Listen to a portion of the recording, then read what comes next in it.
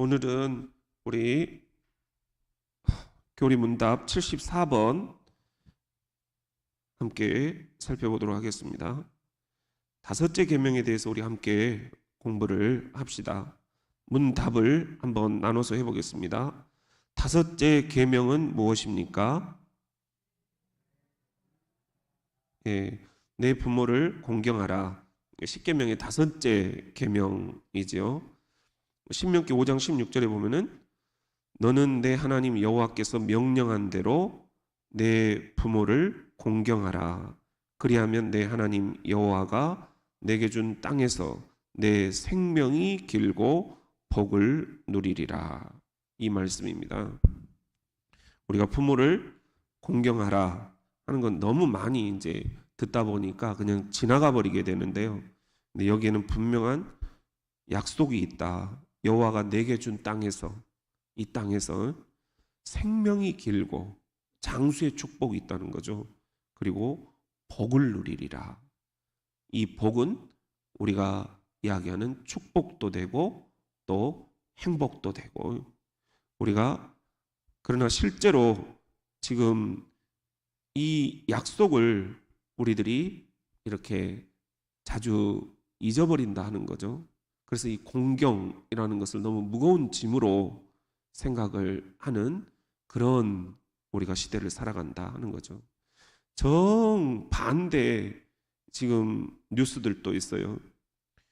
12월 10일자 뉴스예요. 제가 오늘 인터넷에서 이렇게 한번 검색을 해보니까 금전 문제로 다투다가 부친을 살해한 40대 아들을 체포했다. 이게 이제 헤드라인이더라고요. 그리고 12월 9일자 신문에는 이런 뉴스가 있습니다.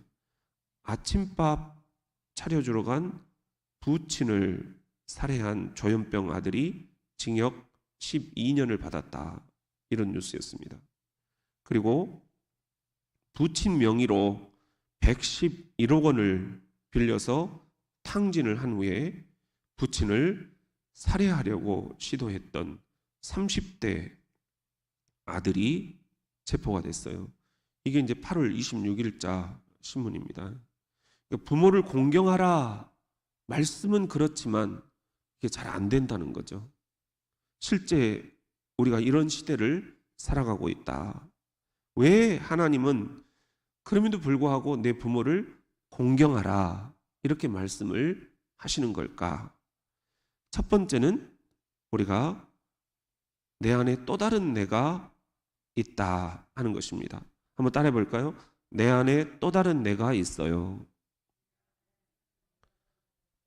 어린 시절에 상처 입은 자아가 내 내면에 지금 있습니다. 어떤 딸이 편지를 썼는데 거기에 이런 이야기가 있어요.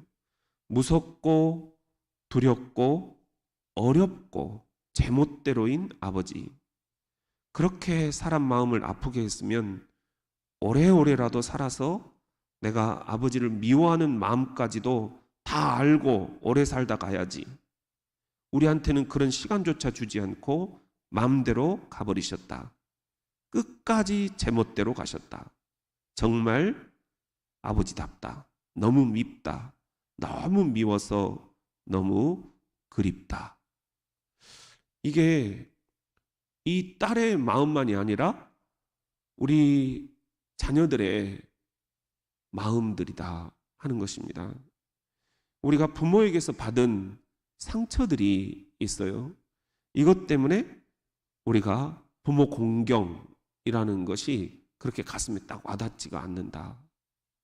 제가 그 군에 있으면서 이제 그 비전 캠프라고 3박 4일 동안 자살을 시도했던 병사들을 부대에서 이제 저에게 보내줘요. 그러면 목사님, 이 애들 좀 목사님이 좀 데리고 좀 있었으면 좋겠습니다. 부대에서는 도저히 얘 때문에 다른 일이 안 됩니다. 훈련을 나가려고 해도 얘를 데리고 나갈 수도 없고, 그러니까 이제 저한테 막 보내주는 겁니다. 그래서 저는 그 아이들과 3박 4일 동안 지내는 거예요. 그러니까 저도 그냥 초긴장이에요. 제가 조금 얼굴에 긴장이 많이 유달리 긴장이 많고 늘 좀 불안하고 사고 터지면 어떡하나 이런 것들이 제가 좀 습관이 이렇게 배어 있는 것 같아요. 24년을 그런 아이들이랑 계속 지내다 보니까 어디서 사고가 터질 줄 모르거든요. 부대에서 500명이 옆에서 이렇게 같이 관리하고 돌봐도 애들이 순간 방심할 때 막 자살을 하고 이러거든요. 근데 교회는 저랑 군종병 딱 둘이잖아요. 근데 이런 애들을 한 30명 정도를 보내주는 거예요. 사단 전체에서 10,000명 가운데서 30명 정도가 교회에 와서 3박 4일을 사는 겁니다. 영외잖아요. 교회는 울타리도 없어요. 저녁에 우리끼리 서로 돌아가면서 보초를 서고 우리끼리 지키고 우리끼리 애들이랑 지내는 거예요. 그러니까 늘 불안해요. 늘 불안해요. 뭐 어떤 때는 교회 지붕 꼭대기에 한 애가 서 있는 거예요. 난리가 났다고 해가지고 군종병이 목사님 나와보세요 했더니 애가 지붕 꼭대기에서 떨어지려고 하는 거예요. 걔를 붙잡고 막 이제 같이 이제 울고 불고 하면서 이야기를 이제 들어보잖아요. 근데 이런 이야기를 하는 거예요. 아버지가 어렸을 때부터 나한테 나가 되져버리라고 했다는 거예요. 넌 나가 되져버려. 근데 이게 이제 가슴에 딱 꽂힌 거예요. 그러니까 집에 있으면 불안한 거예요. 나는 항상 집 밖에 나가 있어야 돼. 그러다가 되져버려야 돼.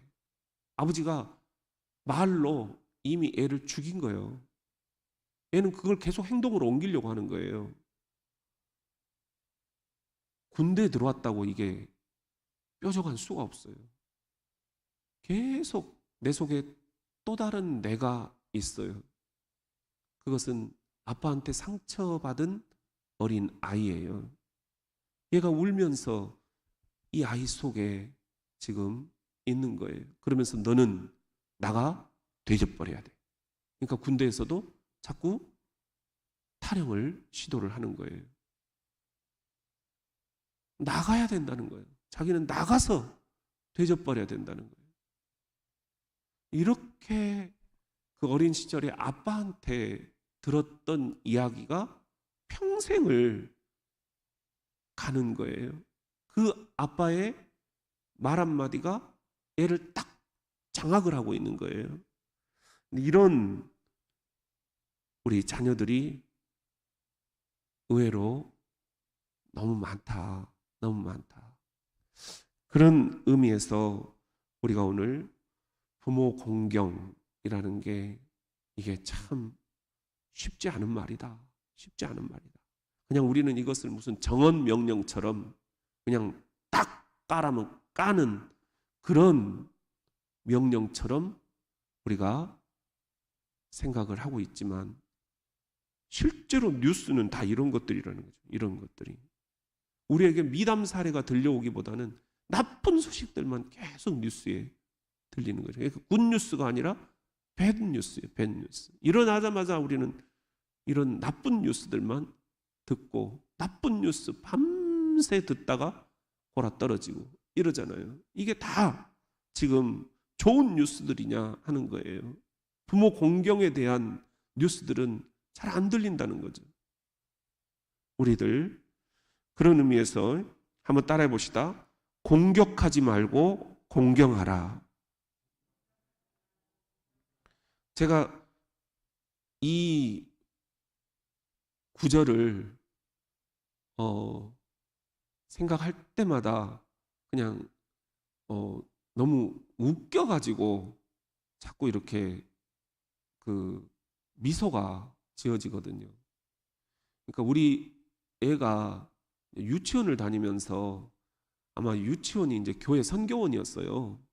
그러다 보니까 그 10계명을 이렇게 2개의 돌판으로 만드는 그런 이제 만들기 시간이었던 것 같아요. 애가 만들어 갖고 왔어요. 그래가지고 이걸 피아노 위에다가 갖다가 딱 씻기면 두 개의 돌판을 이렇게 딱 세워놨더라고요. 그러면서 나한테 읽어보래. 읽어보래, 아빠. 제5는 내 부모를 공격하라. 애가 이렇게 만들기를 해갖고 온 거예요. 그러니까 얼마나 내가 거기서 가슴이 뜨끔했는지 몰라요. 이게 그냥 웃으라고 한 이야기가 아니라 우리 애가 나한테 아빠 자신을 좀 잘 들여다보라, 이런 말처럼 들리더라고요.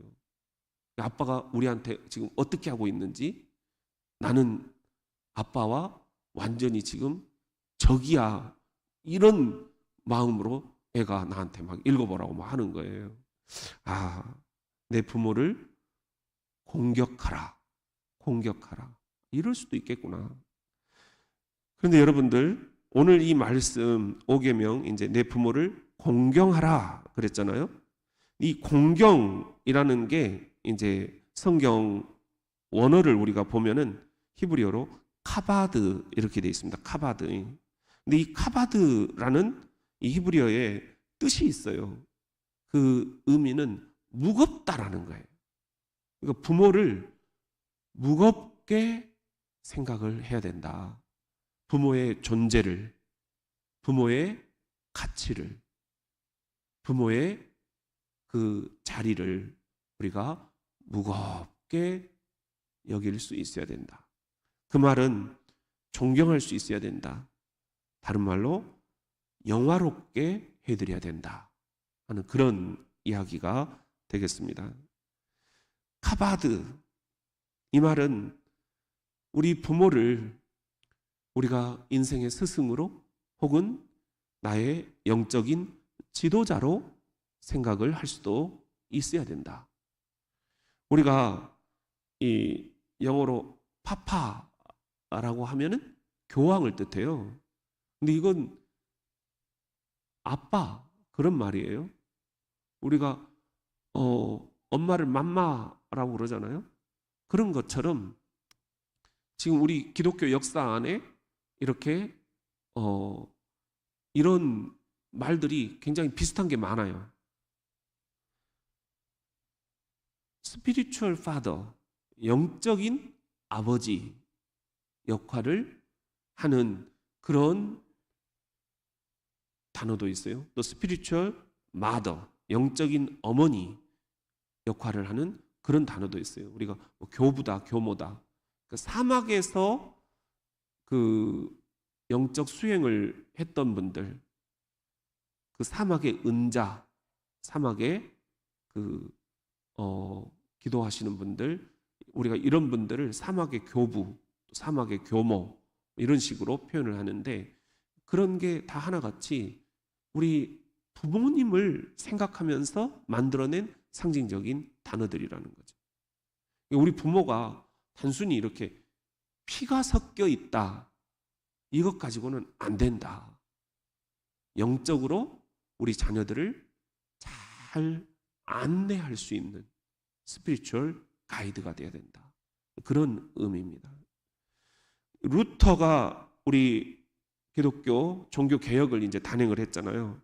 그분이 했던 말 가운데 유명한 말이 이거예요. 부모들은 이 세상에서 하나님의 대리자들이다. 대리자들이다.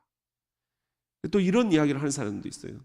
하나님이 너무 바쁘셔서 이 세상에 어머니를 보내셨다. 어떻게 보면은 굉장히 좀 비신앙적인 그런 말처럼 들리지만, 하나님이 바쁘시다고 그렇다고 이 세상에 하나님이 그냥 그러면 모른 채 하신다는 거야? 이게 아니라 하나님 자신을 대행할 수 있는 역할을 어머니에게 맡기셨다 하는 것입니다. 그러니까 우리 어머니들은 하나님의 대리자들이다. 대리자들이다. 아버지도 마찬가지잖아요. 우리가 기도할 때 아버지라고 얘기하는 게 무슨 의미겠어요? 하늘 아버지가 우리 아버지와 성품이 같은 분이다라는 거잖아요. 그런데 어린 시절에 이제 아버지와의 관계가 안 좋았던 우리 성도님들 이렇게 보면은요, 기도를 회피하시는 분들이 있어요.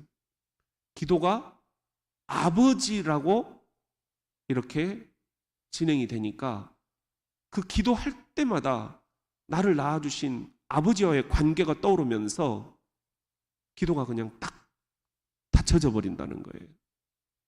아버지와의 관계가 치유가 안 됐기 때문입니다. 여러분들은 어떠세요? 정말 우리가 하늘에 계신 아버지, 예수님이 그렇게 기도하라고 가르쳐 주셨잖아요. 하늘에 계신 우리 아버지, 이렇게 기도를 해야 되는데 아버지라는 단어에서 딱 막혀버리는 그런 분들이 있다라는 겁니다. 그게 다 상처 때문이다. 상처 때문이다. 저도 그런 아이들의 푸념 섞인 이야기를 들은 적이 있어요. 애들이 언젠가 이제 대전에 놀러 왔다가 명절이었던 것 같아요. 둘이 식탁에 딱 앉고는 아빠, 우리 이야기 좀 해요. 이러더라고요. 그래서 야, 이제 우리 애들이 컸구나. 되게 좋았어요. 되게 좋았어요. 근데 딱 애들이 거의 날새기를 하면서 얘기를 하는데 상처 입은 이야기들이에요. 아빠, 이런 이야기는 아빠랑 꼭 좀 나누고 싶었어요.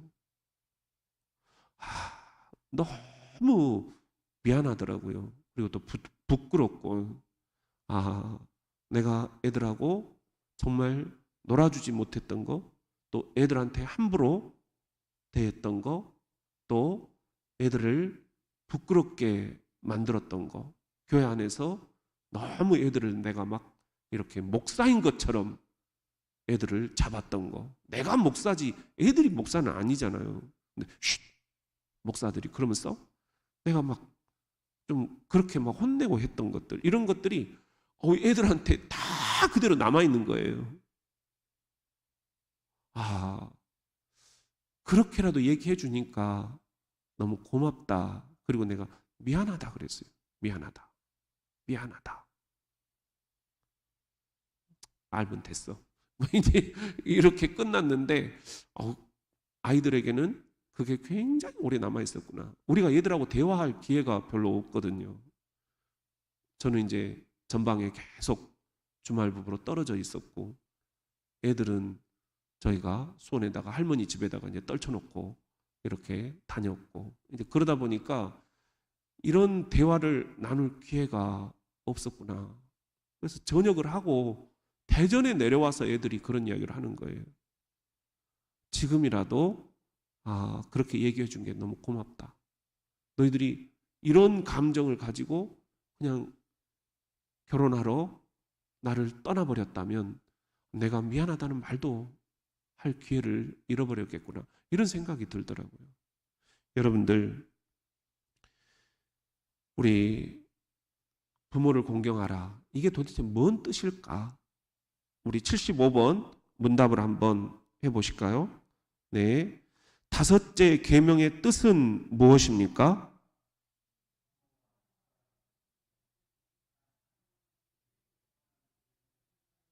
예. 그러니까 내 부모를 공경하라, 이 말은 부모 플러스 부모와 같으신 분들, 그러니까 윗분들, 내가 섬기는 분들, 직장의 상사들, 교회 안에서의 영적인 지도자들, 그리고 또 이웃에서 이렇게 어르신들이 있잖아요. 우리 교회 안에도 어르신들이 있잖아요.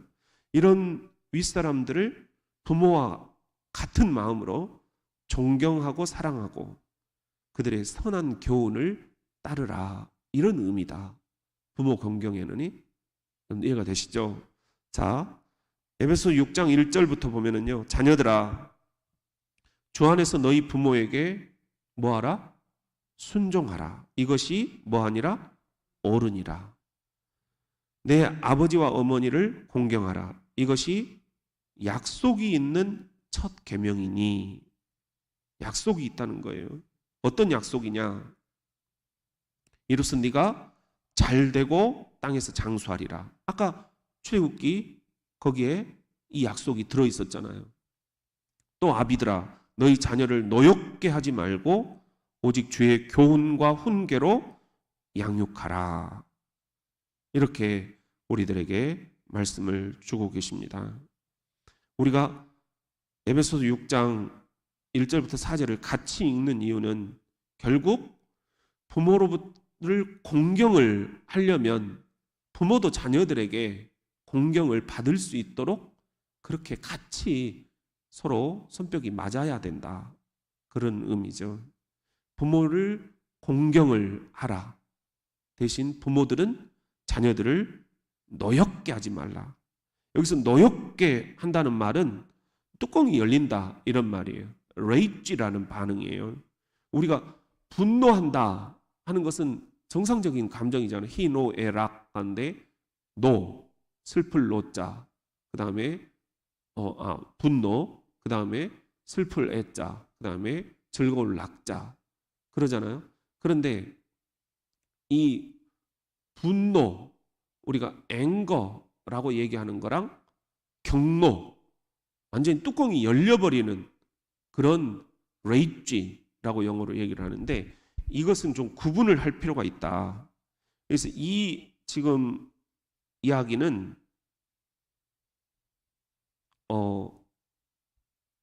앵거가 아니라 지금 레이지라는 겁니다. 레이지라는 것은 경노라는 거고 앵거는 분노라는 건데 분노는 사람이 살다 보면 화가 날 수 있는 거죠. 근데 이 화가 완전히 뚜껑이 열려버릴 정도로 경노하면은 이제 문제가 더 커지는 거잖아요. 그래서 아비들아 너희 자녀가 머리가 정말 뚜껑이 열릴 정도로 그렇게 만들지는 말아야 되지 않겠니? 그리고 주의 교훈과 훈계로 양육하라. 근데 이제 대부분 이걸 그냥 생략을 해버리잖아요. 내가 어렸을 때, 내가 6.25 때, 내가 중고등학교 때 대부분 나의 교훈과 훈계로 양육을 하려다 보니까 그냥 잔소리가 되어버린다 하는 것입니다. 주님께서 뭐라고 말씀을 하시느냐? 주님의 교훈과 주님의 훈계로 양육하라. 이것이 이제 오늘 우리에게 주시는 그런 지혜입니다. 우리가 이제 십계명을 두 개의 돌판이다 이제 이렇게 얘기를 하잖아요. 두 개의 돌판. 그런데 이 첫 번째 돌판은 1계명부터 4계명이잖아요. 이것은 나와 하나님과의 관계예요. 우상 숭배, 또 하나님 이름을 망령 때 일컫지 않는 것, 뭐 이런 것들은 내가 하나님과 어떤 지금 그 약속을 해야 되는가 하는 거고요. 5계명부터 10계명은 나와 너 사이 이웃 간에 지켜야 할 계명들이에요. 그 가운데 첫 번째 계명이 이제 5계명이잖아요. 이 5계명을 이 에베소서에서는 약속이 있는 첫 계명이다. 이렇게 지금 말씀을 하고 있다 하는 것입니다. 이 약속이 두 가지라고 그랬는데 하나는 뭐라고요? 네가 잘 되고 이 땅에서 잘 된다는 거예요. 복 받는다는 거죠. 또 하나는 생명이 길리라. 장수. 이 두 개의 축복을 부모 공경하는 사람들에게 하나님께서 반드시 주신다. 반드시 주신다.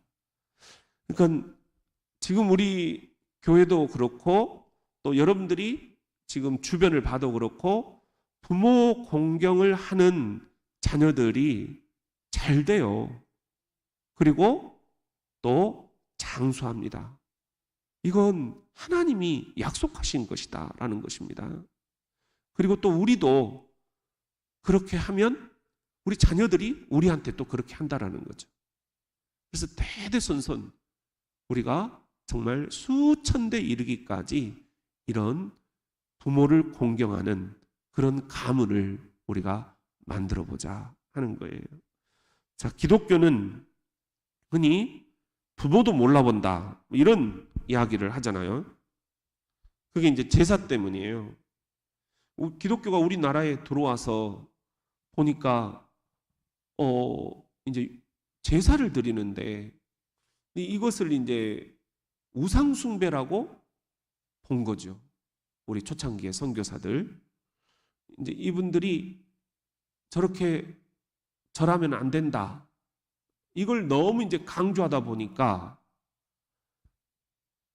우리 기독교인들은 이 제사 문제를 가지고 가족들 안에서 완전히 소외가 돼 있는 거예요. 형제간들도 그냥 사람 같지 않게 생각하고 저것 때문에 우리 집안이 그냥 안 된다고 그러고. 근데 이것은 오해라는 거죠. 오히려 기독교야말로 가장 부모를 생각하는 종교다. 여러분들, 이 십계명이라는 것은 그 종교의 가장 중요한 계명 10가지잖아요. 거기에서 나와 하늘에 계신 하나님과의 관계가 1계명부터 4계명이고 우리 사람이 살아가는 이 세상에서 이웃과의 사이에서 지켜야 할 계명이 5계명부터 10계명인데 그 가운데 제일 중요한 게 부모 공경이잖아요. 기독교는 우리가 살아가는데 제일 중요한 것이 효다. 이렇게 가르치고 있는 거예요. 이것을 세상 사람들은 이제 오해를 하고 있다라는 거죠. 기독교가 얘기하는 것은 뭐냐? 당시에 이 제사 문화가 너무 가부장적인 거예요. 그래서 여성들이 이 1년에 제사 몇십 번 드리면은 완전히 그냥 진이 다 빠져버리는 거예요. 특히 이제 뭐 장손 집안이다. 그러면 거의 제사로 시작해서 제사로 1년이 다 끝난다는 거죠. 안 그래요? 저도 어렸을 때 이제 아버지가 그 제일 형님이셨거든요. 우리 집에 보면은 막 제기들이라 하잖아요. 그릇들이 그냥 빼곡했어요. 그리고 그 제삿날이면 그 먼 데서 다 모이시는 거예요. 모였는데 조카가 40명이더라니까요. 그러니까 그런 대식구를 어머니 혼자 하시는 거예요. 욕은 다 먹고. 그러니까 진짜 여기서 해방시켜야 되겠구나 하는 것이 이게 누구라도 다 느껴지는 거예요. 너무 허례허식이 많다. 부모를 공경한다면 진심으로 우리가 이것을 보여줘야 되지, 이렇게 어떤 제사라는 행위를 통해서 우리가 너무 형식을 이렇게 중시하다가 보니까 본질이 빠져버리더라. 본질이. 부모를 공경을 하려고 제사를 드리는 건데 제사 드리고 나면 형제간들끼리 다 서로 의가 상해가지고 싸우고 끝나버려요. 술판이 완전히 그냥 다 깨지고 다시는 안 본다고 그러고, 무슨 뭐 유산 때문에 뭐 네가 뭐 다 가져갔니 내가 다 가져갔니 이러는 게 제사가 이게 맞느냐 하는 거죠. 부모님이 이걸 보고 기뻐하시겠느냐라는 거예요. 그런 의미에서 기독교는 허례허식, 이건 과감하게 털어야 된다는 겁니다. 그리고 우리가 정말 하나님이 말씀하신 대로 부모를 공경하려면 어떻게 할 건가? 본질을 우리들이 추구해야 된다. 그런 이야기입니다. 그 다음에 또 부모를 공경하지 않는 것은 매우 중대한 범죄다.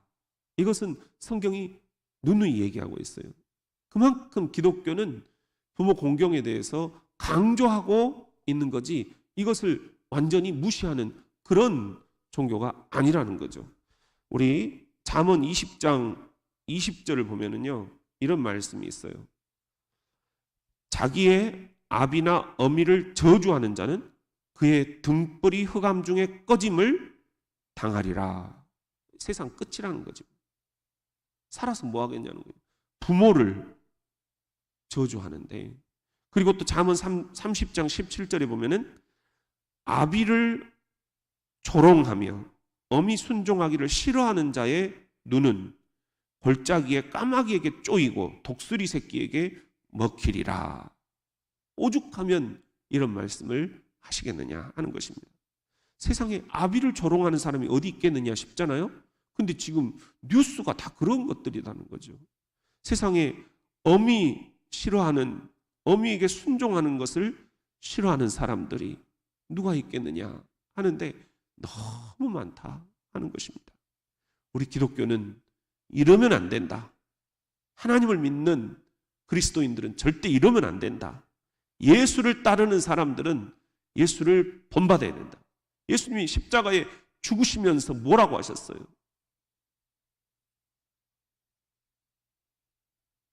여기 이제 네 어머니다.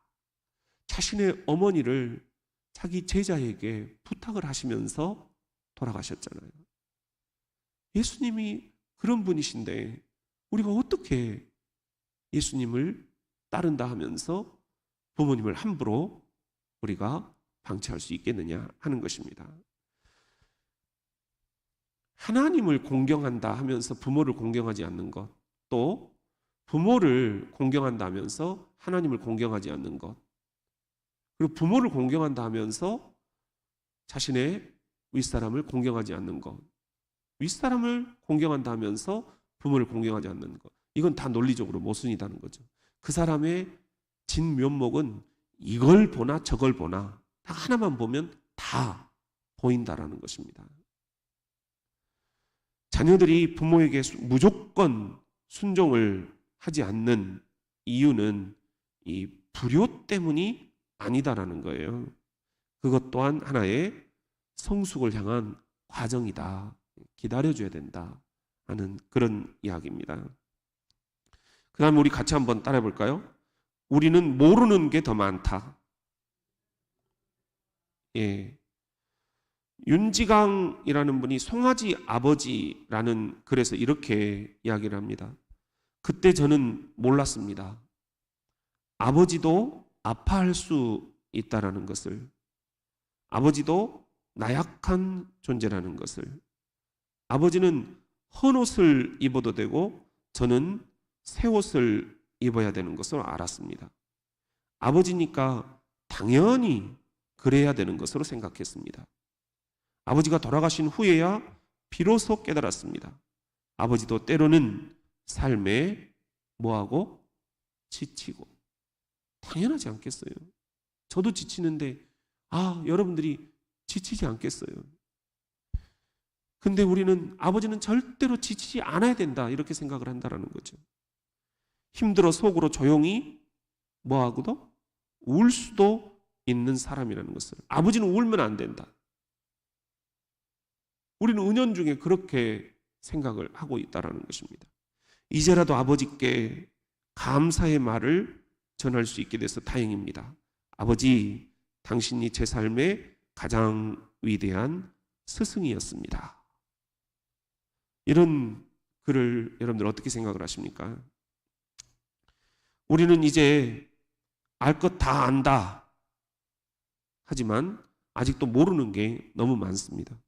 부모님이 왜 그때 그러셨는지, 부모님이 왜 그때 그렇게 우리를 혼내셨는지, 부모님이 왜 그때 두 분이 그렇게 막 힘들어 하셨는지 우리가 다 안다. 절대로 다 알 수가 없다. 결혼을 해보면 조금 알잖아요. 아기를 낳아보면 조금 우리가 더 알잖아요. 또 아기를 키워가면서 우리 엄마가 이런 심정이었겠구나 조금 더 알잖아요. 근데 아직도 당당 멀었다. 당당 멀었다. 그러는 것 같아요. 저도 아직도 우리 부모님의 마음을 이렇게 잘 모르겠어요. 나는 이제는 다 안다. 숨소리도 이제 무슨 의미인지 다 간파를 한다 하는데, 아직도 나는 어머니에게는 아주 어린 애기구나, 다 아시면서 나를 이렇게 참고 계시는구나, 이렇게 생각을 할 때가 많거든요. 제가 이제 아버지가 쓰러지셔서 요양병원에 계셨잖아요. 저는 이제 장성에 있고 매주 월요일마다 차를 몰고 수원의 요양병원에 이제 갔는데, 그 요양병원 1층 로비에 이런 현수막이 붙어 있더라고요. 그래서 제가 이걸 찍어 왔어요. 거기 뭐라고 돼 있냐면은, 제 자식이 장난치면 손뼉 치며 웃으면서 부모님이 훈계하면 벌레 씹은 표정이네. 제 자식은 떠들어도 싱글벙글 좋아하나 부모님의 기침소리 듣기 싫어 인상 쓰네. 자식 위에 쓰는 돈은 아낌없이 쓰건만은 부모 위에 쓰는 돈은 요것저것 따져보네. 제 자식들 손을 잡고 외식 횟수 잡건만은 늙은 부모 위에서는 한 번 외식 망설이네. 정말 가슴이 뜨끔하더라고요. 이런 글도 있구나. 요양병원에 오는 그 자녀들이 얼마나 이게 뜨끔할까, 그런 생각이 들더라고요. 이게 그 원장님이 아주 기가 막히게 거기다 갖다가 붙여놓은 것 같아요. 정말 우리가 오늘은 부모를 공경하라, 이게 절대 쉽지가 않다. 그럼에도 불구하고 하나님이 왜 이것을 10계명에다가 넣어놓으셨을까? 그것도 우리 사람 사이에서 지켜야 될 첫 번째 약속이 있는 계명이다. 부모를 공경하면 이 땅에서 잘 된다, 이 땅에서 장수한다. 이 약속을 왜 주셨을까? 우리 이것을 생각하면서 한번 찬송 559장 함께 하나님께 올립시다. 559장 찬송하면서 유튜브를 한번 열어보시기를 바랍니다.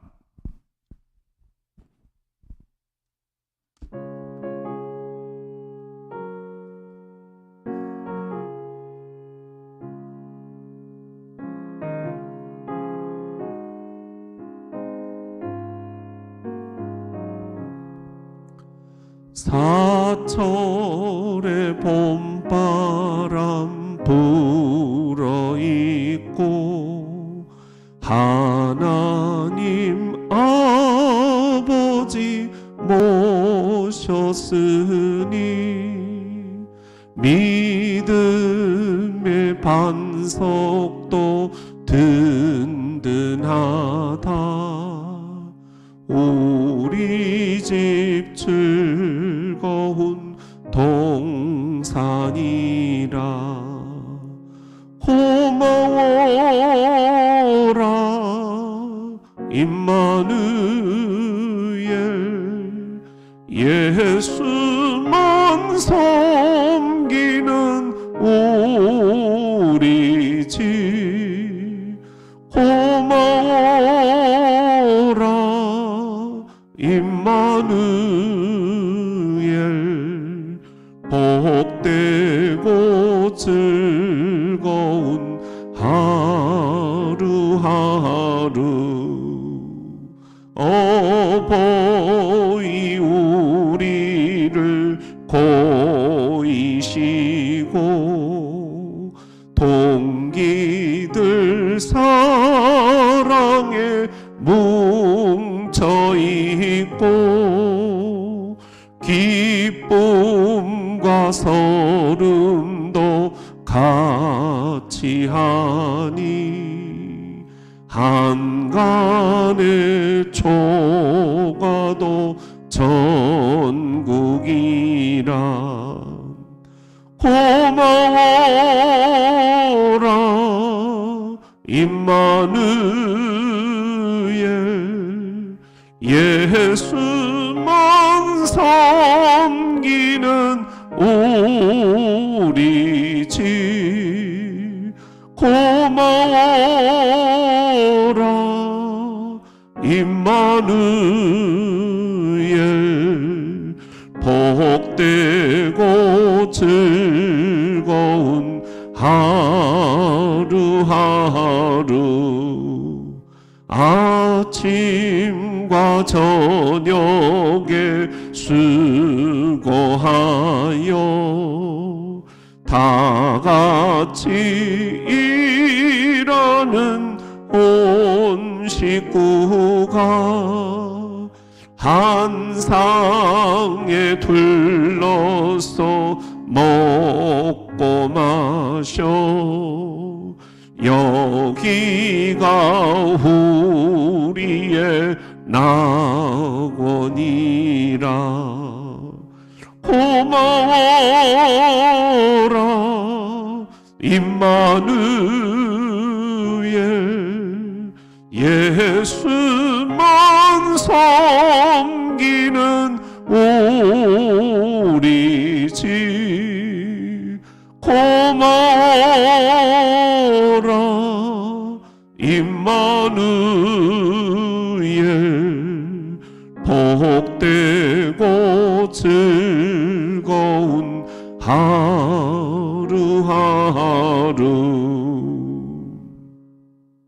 우리 복습을 좀 하면서 같이 이제 머릿속으로 우리가 배운 지식들을 가슴으로 좀 이동을 시킵시다.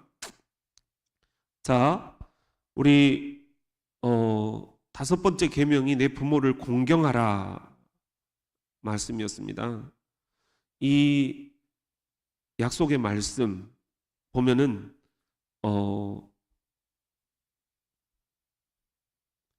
약속이 있는 첫 계명이다 그랬잖아요.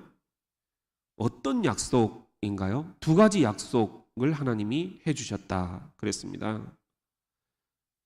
하나는 네가 뭐하고 또 하나는 땅에서 뭐하리라. 네, 그렇죠. 네가 잘 되고 땅에서 장수하리라. 예, 두 가지 약속을 해주셨다. 부모를 공경하면 이 약속을 하나님이 지켜주신다 하는 겁니다. 자, 그런데 이것은 쌍방간의 노력이 필요하다는 거죠. 자, 그러면 자녀들은 부모를 공경하고 우리 부모들은 자녀를 뭐 하게 하지 말라 그랬죠. 뭐 하게 하지 말라. 그렇습니다. 우리 이정자, 이경아, 임숙희, 심령애. 네, 그렇습니다.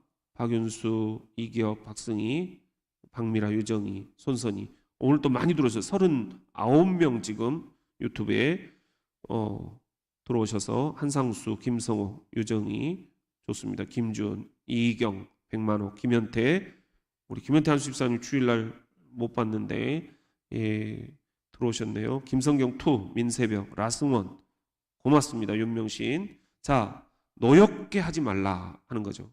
자, 그러면 연거퍼 하나 더 복습을 해봅시다. 자녀들을 노엽게 하지 말고 오직 무엇과 무엇으로 양육하라. 무엇과 무엇으로 양육하라. 예, 교훈과 훈계로 양육하라. 맞습니다. 그런데 누구의 교훈과 훈계예요? 나의 교훈과 훈계예요? 그렇죠. 주의 교훈과 훈계입니다. 절대 내 경험을 가지고 애들한테 내가 6.25 때 해버리면 안 된다. 내가 니들만 할 때 이런 것은 잔소리밖에 안 된다. 잔소리는 안 듣는 것보다도 못하다. 그런 말씀입니다. 자, 질문을 하나 더 드립니다. 기독교는 부모도 몰라본다. 이런 이야기를 이제 형제지간들에서 많이 우리한테 이렇게 하잖아요. 이것의 본래 의미는 뭐였습니까? 제사는 우리가 제사 자체가 지금 중요한 게 아니라 그 제사 자체를 우리가 지금 이렇게 무시하자 하는 게 아니라 무엇을 털어버리자 하는 거예요. 그 제사 속에 들어있는 형식적인 것들. 이게 뭡니까? 그렇죠. 예, 허례허식을 털어버리고 진심 어린 효도를 강조하는 말이다 하는 것입니다. 예, 허례허식을 털어버린다. 박승희, 네, 예, 이정자. 진짜 효도라는 것이 무엇인지를 우리가 본질로 승부를 걸어야 된다. 그런 말씀이었습니다. 네, 자, 우리 그 마르틴 루터가 한 이야기가 있어요. 한번 써보시면 좋겠습니다. 마르틴 루터가 부모들은 이 세상에서 하나님의 뭐다. 문장을 한번 써보십시오. 문장을 한번 써보십시오. 네, 네. 문장을 한번 써보시면 더 은혜가 될 것 같아요. 네. 종교 개혁을 단행했던 마르틴 루터가 그렇죠. 부모들은 이 세상에서 하나님의 대리자들이다. 그렇습니다. 여러분이 지금 하나님의 대리자로 이 땅에서 자녀들을 이렇게 잠시 맡아서 키우고 있는 겁니다. 주님이 쓰시겠다 하실 때 우리가 언제든지 주님 쓰십시오 하고 주님께 내어드릴 수 있도록 그렇게 우리는 잠시 맡았을 뿐이다. 맡은 기간 동안 주의 교훈과 훈계로 잘 양육을 합시다.